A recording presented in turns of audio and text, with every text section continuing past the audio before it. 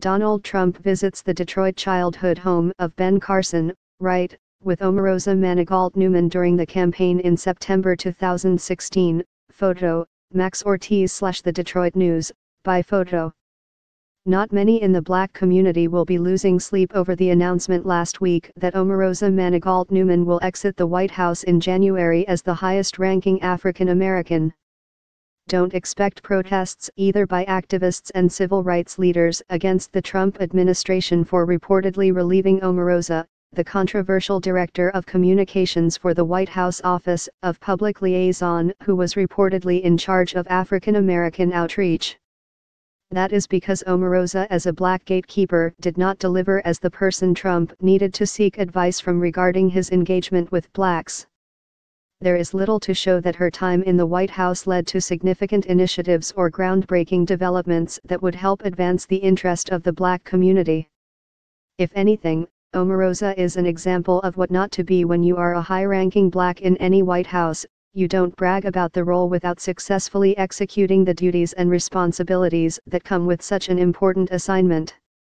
Moreover, Omarosa also was carrying with her the burden of race, whether she recognized it or not. With her in the White House, it was an expectation of many in the black community that the administration would have better handled the response to the white nationalists' protest at the University of Virginia in Charlottesville. The president's comments faulting both sides in Charlottesville, which appeared to equate the neo-Nazis, white supremacist and racist marchers with the peaceful demonstrators, dealt a blow to an already fractured relationship in the black community. The president's remarks were perceived as a reluctance on his part to single out the white nationalists for condemnation. As the only black in Trump's inner orbit, many wondered what kind of influence Omarosa commanded as Charlottesville unraveled before the nation. We have no idea of what she actually did. Maybe she will tell us someday in a book. Still, the White House's disturbing response to Charlottesville was an important marker and a defining moment that should have warranted any conscientious black Trump insider to either resign in protest or in principle. In a recent interview with ABC's Nightline, Omarosa offered this about her soon-to-be former boss.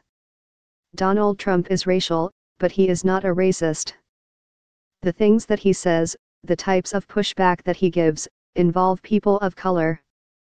These are racial exchanges. Yes, I will acknowledge many of the exchanges, particularly in the last 6 months, have been racially charged. Do we then just stop and label him as a racist? No, Omarosa said. Her comments offer insight into the mind of the black woman who could have reset the relationship between Trump and the black community after the bruising 2016 presidential campaign. Since the relationship between Trump and blacks was already in bad shape, it was clear that a much-trumpeted meeting with over 60 presidents of historically black colleges and universities at the White House was not going to yield anything productive. The meeting, billed as a discussion around Trump's executive order on HBCUs, which basically moved the initiative for those universities from the U.S.